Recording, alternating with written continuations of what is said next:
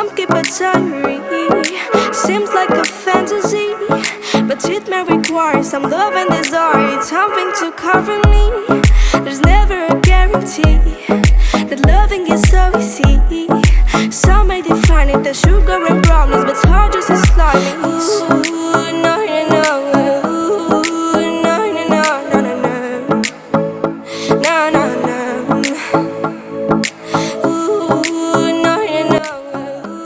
سلام دوستان عزیز، خوش اومدید به ویدیوی آموزشی امروز اومدیم با چیت آنتن پابجی موبایل. خب ما اینجا به دو برنامه نیاز داریم، یکی برنامه شیزوکو و دومی برنامه امتی منیجر. خب وارد تنظیمات گوشیتون میشید،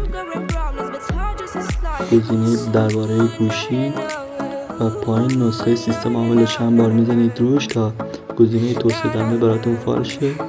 بعد میایم پایین تنظیمات بیشتر، گزینه های توسعه دهنده رو میزنیم و پایین اشکال زدایی USB رو فعال میکنیم و تیک پایینش رو میزنیم و بعد از 10 ثانیه تاییدش رو میزنیم.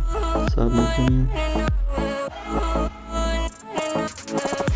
خب وقتی تایید رو زدیم وارد برنامه شیزوکو میشیم، گزینه دوم میزنیم و وارد اشکال زدایی BC میشیم.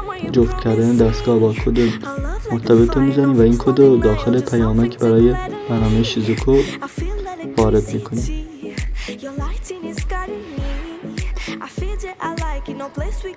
خب حالا برنامه شیزوکو وصل شد به اشکال زدایی BC و وارد به شیزوکو میشیم. گزینه استارت رو میزنیم، صبر میکنیم تا برنامه انجام میشه و از بالا گزینه دوم رو میزنیم و مجوز رو به برنامه امتی منیجر میدیم و حالا بیرون میاییم و وارد کانال تلگرام میشیم و فایل چیت رو ذخیره میکنیم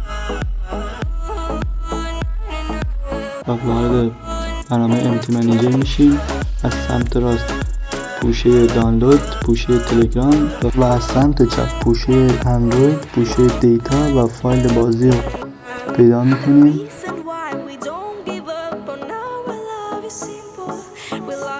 و حالا از سمت راست فایل اول رو کپی میکنیم داخل سمت چپ و وارد بازی میشیم.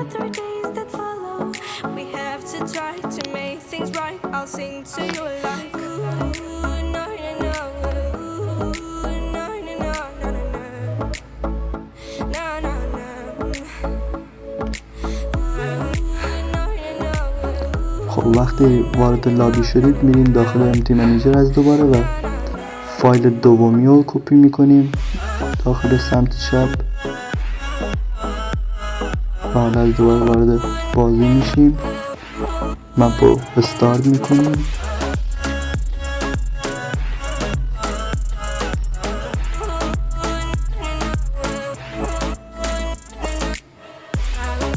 خب دوستان وقتی مپ بالا اومد از دوباره وارد برنامه امتی منیجر میشیم و فایل سومی هم انتقال میدید به سمت چپ، یعنی کپی میکنید به سمت چپ و تمام دیگه وارد بازی میشیم و از چیتتون لذت ببرید.